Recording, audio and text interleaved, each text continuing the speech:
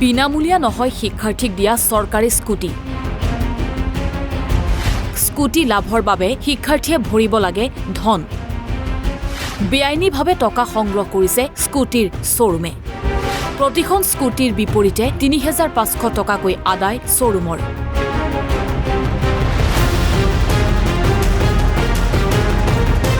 উচ্চতৰ মাধ্যমিক পৰীক্ষাত প্ৰথম বিভাগত উত্তীৰ্ণ শিক্ষাৰ্থীৰ বাবে চৰকাৰে ঘোষণা কৰিছিল ডক্টৰ বাণীকান্ত কাকতি বঁটা। এই আঁচনিৰ অধীনত সম্পূৰ্ণ বিনামূলীয়াকৈ স্কুটি প্ৰদানৰ কথা ঘোষণা কৰিছিল মুখ্যমন্ত্ৰী হিমন্ত বিশ্ব শৰ্মাই। স্কুটিখন দিওঁতে বা চাইকেলখন দিওঁতে কোনোবাই যদি কৰবাত এটকাও কাৰোবাৰ পৰা বিচাৰে, আপোনালোকে মোৰ ফেচবুক একাউণ্টত লাহেকৈ পোষ্ট এটা দি দিব, বাকি যি ব্যৱস্থা ল'ব লাগে সেই ব্যৱস্থা মই গ্ৰহণ কৰিম। আপোনালোকে এই স্কুটি পাওঁতে চাইকেল পাওঁতে বহু সময়ত কয় যে ইয়াৰ বাবে মোক 100 টকা এক্সট্ৰাকৈ লাগিব, পৰিবহনৰ খৰচ আছে। কোনোবাই ক'ব স্কুটিখন দিওঁতে হেলমেট আদিৰ বাবে আমাক এক্সট্ৰাকৈ টকা লাগিব। কিন্তু আমি আপোনালোকক ক'ব খুজিছোঁ যে এই গোটেই আঁচনিখন সম্পূৰ্ণ বিনামূলীয়া। কিন্তু মুখ্যমন্ত্ৰীৰ ঘোষণাক বৃদ্ধাংগুষ্ঠ স্কুটিৰ শ্বৰুমৰ। ৰয়েল এটিএছ হিৰোই শিক্ষাৰ্থীৰ পৰা আদায় কৰিছে ৩৫০০ টকা। এইখন শ্ৰীভূমি জিলাৰ ৰয়েল এটিএছ হিৰো নামৰ শ্বৰুম।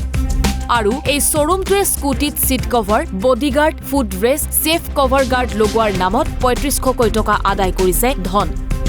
কোনো শিক্ষাৰ্থীয়ে এইসমূহ স্কুটিত নলগাকৈয়ে স্কুটি ঘৰলৈ নিব নোৱাৰে, কাৰণ শ্বৰুমে শিক্ষাৰ্থীৰ অনুমতি অবিহনে এইসমূহ লগাই বাধ্যতামূলকভাৱে ধন আদায় কৰিছে। টকাৰ অভাৱত কোনো শিক্ষাৰ্থীয়ে লগাব নিবিচাৰিলেও মানি নলয় শ্বৰুম কৰ্তৃপক্ষই। আমি এনাদ অঞ্চলের একজন ছাত্র। তো আমরা যেটা এইচএসে ডক্টর বাণীকান্ত কাকতি অ্যাওয়ার্ডে যেটা পুরস্কার ছিল সেটা আমরা উত্তীর্ণ হয়েছি। সেই পুরস্কারে ভেরিফিকেশন কমপ্লিট হয়েছে। এখন আমরা শোরুম থেকে সেই স্কুটিটি রিসিভ করতে আমাদেরকে শোরুম কর্তৃপক্ষ কল করে বলছেন যে আগামীকাল স্কুটিটি নিয়ে আসার জন্য শোরুম থেকে, এবং সঙ্গে ৩৫০০ টাকা নিয়ে যাওয়ার জন্য ওনারা গার্ড আরও বিভিন্ন অংশ লাগিয়ে দেবেন। যখন একটা স্টুডেন্টস বলছে যে আমি গার্ড লাগাবো না, তখন ওদেরকে বলা হচ্ছে যে পরবর্তীতে 2-4 মাস পরে জানানো হবে। এটা কেন হচ্ছে? ওনাদের কি গার্ড লাগানো 10 জনের মধ্যে যদি 5 জন গার্ড লাগায়, তো 5 জনকে ওনারা কি গার্ড ছাড়া দিতে পারেন না স্কুটি? এটা কি ওনাদের কি? এটা আমরা বুঝতে পারছি না। আমরা সিএম স্যারের কাছে এটাই রিকোয়েস্ট করি যে এই গার্ডটার জন্য যাতে টাকা আদায় করা না হয়। একটা স্টুডেন্টস যদি তার টাকা থাকে তাহলে সে লাগাতে পারবে, যদি তার টাকা না থাকে তাকে গার্ড ছাড়া যেন স্কুটিটা দেওয়া হয়। এইরকম ফোর্স যাতে না করা হয়। আমাদের কাছে কল রেকর্ডিং রয়েছে যে শোরুম কর্তৃপক্ষর একজন বলছেন কল করে যে ওনারা গার্ড লাগিয়ে দিয়েছেন, এখন তো গার্ড খুলতে পারবেন না। আমরা আপনাদের কাছে দিতে পারবো আমাদের সেই রেকর্ডিংটি। ওনারা গার্ড লাগিয়ে দিয়েছেন, গার্ড খুলতে পারবেন না। এটা কেন হচ্ছে? স্টুডেন্টসদের মতামত না নিয়ে কেন গার্ড লাগাচ্ছেন ওনারা? এই প্রবলেমটা কি শুধু এনসি কলেজ সাফার করছে না গোটা জেলার কলেজ? গোটা জেলা, করিমগঞ্জ ডিস্ট্রিক্ট, করিমগঞ্জ তথা বর্তমান শ্রীভূমি ডিস্ট্রিক্টের যতজন বেনিফিশিয়ারিজ রয়েছে সবাই এই প্রবলেমটা ফেস করছে।